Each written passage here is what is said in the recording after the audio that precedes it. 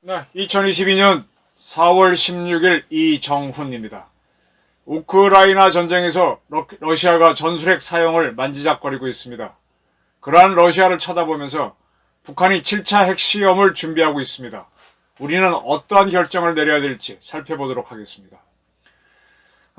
우리나라에서 쓰는 용어 중에 아직도 일본 용어를 많이 쓰고 있습니다. 이 함대나 전단이 작전할 때 그 함대나 전단의 사령관이 타는 배를 많은 언론이 기함이라고 많이 표현합니다. 기함. 태극기 할 때 그 기자, 깃발 기자 기함. 그런데 이 기함은 일본 해군의 표현입니다. 우리를 식민 지배했던 병탈했던 일본의 제국 해군이 사령관이 타는 배를 기함이라 그랬습니다. 그럼 대한민국 해군은 뭐라 그러냐? 쥐휘함이라 그럽니다. 쥐휘함. 한국 기자들이 자꾸 아무 생각 없이 기함 쓰는데 쥐휘함으로 통일했으면 좋겠습니다. 지금 러시아가 우크라이나 전역을 하면서 해군 작전을 하는 함대에 쥐휘함으로 유도 순양함인 모스크바함을 지명했다 그럴까? 모스크바함이 상당히 큰 배인데 뭐라 그럴까요? 우리나라에서 가장 큰 전투함이 이지스 구축함이죠. 그 다음 더 큰 것이 독도급 상륙함이 있는데 독도함하고 우리 이지스 구축함 사이에 해당되는 그렇게 큰 배입니다. 이러한 모스크바함이 4월 13일 우크라이나가 자체 생산하는 넵튠 지대함 미사일 2발을 맞고 피해를 입었습니다. 그리고 자기네 모항으로 돌아가다가 큰 폭발이 일어나면서 침몰해 버렸습니다. 여러 가지 보도를 종합해 보면은 넵튠 미사일은 하나의 이 배가 철수해야 되는, 즉 수리를 받기 위해서 물러나야 되는 그런 피해를 준 거는 맞는 것 같고, 그 다음에 큰 폭발이 일어난 거는 아마 자체 무슨 사고, 즉 무기고에서 큰 사고가 일어난 거가 아닌가 이렇게 보입니다. 러시아는 일단 그렇게 발표하고 있고 미국도 대단한 폭발이 있었다라고 인정을 하고 있습니다. 근데 어찌됐든 간에 이 러시아가 자랑하는 쥐함은 완벽하게 방어를 해야 되는데, 더군다나 이 배는요, 날아오는 적기나 적 미사일을 잡는 그런 무기를 다 갖고 있는 함정입니다. 근데 우크라이나가 쏜 작은 대함 미사일을 막지 못해서 2발을 얻어 터지고, 그리고 모항으로 돌아가다가 큰 폭발이 나서 침몰해 버렸습니다. 다행히 510명의 승조원은 전원 바다에 뛰어내렸는지 구조가 됐다라고 합니다. 여기서 넵튠 미사일 기억해 두십시오. 우크라이나가 쐈던 미사일. 지금 러시아가 이제 에드미럴 쿠즈네초프함이라고 러시아의 유명한 우리의 이순신 같은 제독이죠. 그 사람 이름을 딴 쿠즈네초프 항공모함이 한 6만 톤짜리가 있고, 그 다음에 킬로프급 핵추진 순양함이 있습니다. 그거는 한 3만 톤 될 겁니다. 그 다음으로 큰 것이 모스크바급. 이건 이제 슬라바급. 일본함이 슬라바라서 슬라바급이라 그러는데 거기에 속한 순양함. 상당히 큰 배인데 여기에는 사정거리 700km인 불칸 대함미사일 등 여러 가지 무기가 있습니다. 우리나라 함정에는 CIWS라 그래가지고 적이 쏜 미사일이 날라왔을 때 그 미사일을 잡는 무기 시스템이 있습니다. 근접 방어 무기체계라 그러는데 우리는 이제 골키퍼 시스템을 쓰고 미국은 팔랑크스를 쓰는데, 러시아 함정에는 이름은 특별히 정해져 있는 거 서방 국가가 알려진 건 없는 것 같은데 30mm AK-630 기관포 6문을 설치해 놨습니다. 그걸로 낮게, 이 대한미사일은 수면이 여기면 수면 위에 몇 미터 위에 탁 붙어 날라오거든요. 그거를 기관포로 쏴서 잡는 겁니다. 우리의 골키퍼나 팔랑크스 같은 경우도 그렇게 이제 벌컨을 두루룩 쌓고 잡는 거거든요. 근데 이런 무기가 있는데 이게 무슨 기능을 못했는지 넵튠 미사일을 맞도록 허용해 버렸습니다. 넵튠 미사일을 기억해 두시고, 그 다음에 이제 그렇게 되자 이 러시아가 어떻게 했는가 하면은 칼리브로라고 하는 미사일을, 이거는 잠수함이나 수상함에서 발사하는 순항 미사일입니다.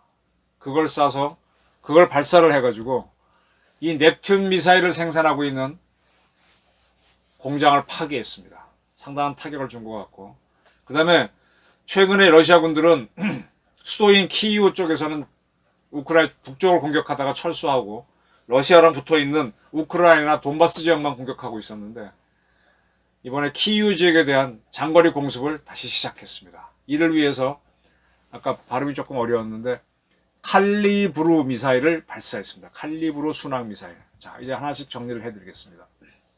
넵튠 미사일을 어떻게 설명하면 좋을까요? 이거는 상당히 작은 미사일입니다. 상당히 작은 미사일이고, 우크라이나는 자기네 이름이 따로 붙여놨을 겁니다. 근데 서방 국가에서는 넵튠이라고 이제 닉네임을 붙였는데, 북한의 미사일이 화성 뭐 나가는데 우리 쪽에서 뭐 대포동, 뭐 노동 이렇게 붙인 거랑 비슷하고 보시면 됩니다. 자체 무게는 한 180kg이고 탄두는 한 150kg입니다. 탄두가 150kg이면 상당히 작은 미사일이죠. 그래서 한 500톤 정도의 목표, 5,000톤짜리 배 정도로 공격할 수 있는데 그 모스크바 함은 10,000톤이 넘으니까, 그리고 이런 큰 배들은요 꽉 맞으면은 뚫리겠죠. 뚫릴 수도 있겠죠. 그러면 글로 물이 들어오면은 격실 체제라 그래서 벌집처럼 뻥 뚫리면 안으로 물이 다 들어오는 게 아니라 또 문이 있고 있어서 가라앉지 않습니다. 그래서 이제 모항으로 돌아가서 고치고 하는데, 그래서 가라앉지가 않았죠. 상당히 큰 배들은 잘 안 가라앉습니다. 넵튠 미사일은 그렇습니다. 넵튠 미사일을 우리랑 비교해서 설명드리면요, 우리나라에서는 LIG 넥스원에서 이번에 우크라이나 대사가 방문하려고 했다고 하는 바로 그 LIG 넥스원에 가게 되면 비룡 미사일과 해성1 미사일을 생산합니다. 비룡 미사일은 우리나라에서 가장 작은 해군 배가 보속함인데, 보속함에 탑재한 대함 미사일입니다. 단거리 대함 미사일인데, 그거는 뭐라 그럴까요? 어떻게 설명해야 되나? 휴대용까지는 아니지만 상당히 작은 겁니다. 그거보다 큰 게 해성인데, 해성은 넵튠보다 훨씬 큽니다. 상당히 큽니다. 그리고 뭐 사거리도 꽤 제법 날아가고요. 그래서 우리는 근데 쉽게 말하면 대한민국에서 개발해서 우리 함정에 부추겨 있는 비룡과 해성1 사이에 좀 더 비룡에 가까운 작은 미사일이 넵튠이다, 이렇게 보시면 됩니다. 그 다음에 러시아가 발사한 칼리브로 미사일을 설명드리겠습니다. 칼리브로는 러시아의 고유 이름이 따로 있는데 미국의 토마호크라고 보시면 제일 쉽습니다. 미국이 잠수함과 구축하면서 토마호크 미사일을 뭐 시리아 반군한테 쏘고 막 그러지 않습니까? 바로 그겁니다. 이 칼리브로는 사거리를 짧게 하게 되면 탄두를 크게 할 수 있고, 탄두를 작게 하면은 또 멀리 날아가게 할 수 있는데, 지금 여기에 핵탄두를 붙일 수 있습니다.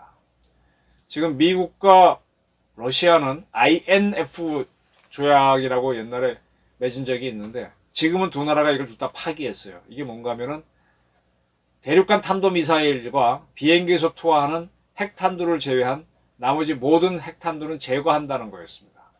따라서 단거리 또는 뭐 중거리, 준중거리 이러한 미사일에는 두 나라는 핵탄두를 붙이지 않습니다. 때문에 미국의 토마호크 순항 미사일에도 핵탄두를 붙일 수 있는데 안 붙이듯이, 러시아도 칼리브로 순항 미사일에 핵탄두를 붙일 수 있는데 현재까지는 안 붙이고 있습니다. 그 전에 미국이 뭐 이라크라든지 아프간, 시리아 같은 데 토마호크 미사일을 발사했는데, 바로 그와 비슷한 미사일을 우크라이나 수도 근처에 있는 공장으로 발사해서 넵튠 미사일 제작하는 곳을 파괴했습니다. 우리는 이 칼리브로랑 비슷한 미사일을 갖고 있습니다. 그게 바로 현무3라고 하는 겁니다. 함정에서 발사해서 또는 잠수함에서도 발사할 수 있는데, 조금 그건 뭐 그런 거 우리 잠수함에도 발사할 수 있습니다. 그렇게 해서 한 1000여 킬로 날아갔을 때는 현무3가 있습니다. 미국은 토마호크가 있고요. 그런 겁니다. 자, 이렇게 되고 나서 그 다음에 또 러시아가 어떤 조치를 취했는가 하면 남부전선에서 전략 폭격기를 띄웠습니다. 전략 폭격기는 아까 말씀드린 대로 미국과 러시아는 INF 조약 파기되긴 했지만 그 조약에 따라서 비행기에서 투하하는 핵폭탄과 ICBM을 제외하고는 모든 핵탄두를 없앴는데 전략 폭격기는 INF 조약에 의해서도 핵폭탄을 떨어뜨릴 수 있죠. 그러한 전략 폭격기를 띄웠습니다. 우리나라에서도 북한이 위협을 가하면 미국의 B1, B2 전략 폭격기가 날라오는데 바로 그 전략 폭격기는 핵폭탄을 투하할 수 있기 때문에 주목을 끄는 겁니다. 러시아는 이 전략 폭격기를 띄웠지만 핵폭탄을 투하하지 않았습니다. 그러나 핵폭탄을 투하할 수 있다는 뉘앙스를 강하게 풍긴 거죠. 칼리브로 미사일을 발사한 것도 어차피 INF 조약이 파기됐으니까 핵탄두를 붙이면 됩니다. 지금 러시아가 한번 말씀드렸지만 대한민국보다 국력이 약합니다. 그리고 우크라이나의 국력은 글쎄요, 북한보다 핵이 북한이 갖고 있으니까 문제인데 핵이 없다면 북한보다 강한 나라입니다.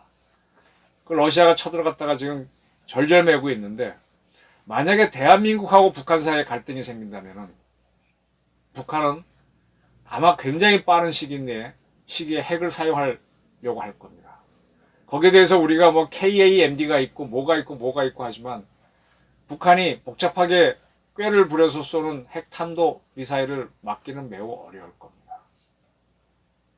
그리고 지금 러시아가 초전에 전술핵을 썼으면은 뭐 효과적일 텐데 지금 잘 안 되니까 전술핵을 만지작거리고 또 쓸 수도 있죠. 쓸 수도 있습니다. 이렇게 되면은 이제 미국도 개입을 하면서 사태가 커지니까 뭐 오히려 또 역전이 일어날 수도 있죠. 지금 북한은요, 이 칼리브로 미사일 기술을 수입했습니다. 어디서 수입했는가 하면 특이하게 우크라이나에서 수입한 걸로 알고 있습니다. 북한도 이제 순항 미사일을 만들고 있는데 이 칼리브로 미사일 기술, 이 칼리브로 기술은 우크라이나도 갖고 있고 러시아가 갖고 있는데 러시아가 더 발전시켜서 칼리브로를 만든 거니까 원천 기술은 우크라이나도 있는데 그 우크라이나가 지금 화성 12, 15, 17형에 들어가는 백두산 발동기 용 엔진의 RD-250을 수출했듯이 북한에도 칼리브로 순항미사일 기술을 수출한 바가 있습니다. 그럼 북한은 언젠가는 핵탄두를 붙인 순항미사일을 우리한테 쏠 수도 있습니다. 자, 북한의 핵무장이 점점 심각해지고 있는 건 다 아시죠? 7차 핵실험을 하게 되면은 순항미사일, 작은 순항미사일을 올릴 수 있는 핵탄두가 완성될 겁니다. 그러한 순항미사일과 단거리 탄도미사일에는 대한민국을 겨누는 미사일들이죠. 거기에는 핵탄두가 올라갈 수 있습니다. 상당히 시급합니다. 우리가 지금 킬체인 KAMD, KMPR로 북한의 핵무기를 막는다는 건 난센스고 거짓말입니다. 사드를 추가 배치한다는 것도 여전히 불안합니다. 핵은 핵으로 대응해야 됩니다. 그렇다면 대응은 우리가 스스로 핵무장을 하는 게 최우선이고 그 다음에 현실적으로 필요하다 그러면은 미국이 배치했다가 철수했던 전술핵을 다시 갖고 오는 거. 전술핵은 아까 말씀드린 대로 비행기에서 투하하는 핵폭탄입니다. 그리고 이제 우리 대한민국 땅에 미국이 미사일로 북한을 겨냥한다고 할 경우에 미국은 INF 조약, 지금 파기는 됐지만 그 조약 정신에 따라서 단거리나 중거리 미사일에는 핵탄두를 붙이지 않고 있는데 미국이 INF 조약을 완전 파기했으니까 핵탄두를 붙인 단거리, 중거리 미사일을 대한민국에 배치해 줘야죠. 근데 그건 아직 미국이 생산하지 않고 있으니까 어렵다는 얘기입니다. 그 다음에 세 번째로는 미국이 우리나라에 배치하는 핵폭탄을 대한민국 공군도 같이 투하할 수 있도록 핵 공유를 맺어야 되는 겁니다. 그리고 이제 사드를 추가 배치하는 것 등등이 필요하겠죠. 지금 러시아가 하다 안 되니까 핵을 만지작거리는데 이걸 보면서 북한은 우리하고 위기가 생기면 초전에 핵을 사용하는 그런 쪽으로 갈 겁니다. 그러한 위험성에 대비해서 빨리 윤석열 신정부가 출범하자마자 미국과 핵 공유, 전술핵 재배치를 둘은 같이 가는 겁니다. 빨리 논의하고 어떻게 하든 대한민국이 핵 개발을 해야 되는 문제를 심각히 검토하면서 비밀리에 추진할 필요가 있다. 저는 이렇게 판단합니다. 이걸 준비하지 않으면 우리나라가 우크라이나 꼴이 날 수가 있습니다. 북한의 핵 실력은 생각외로 심각한 위협입니다. 네, 경청해 주셔서 감사합니다.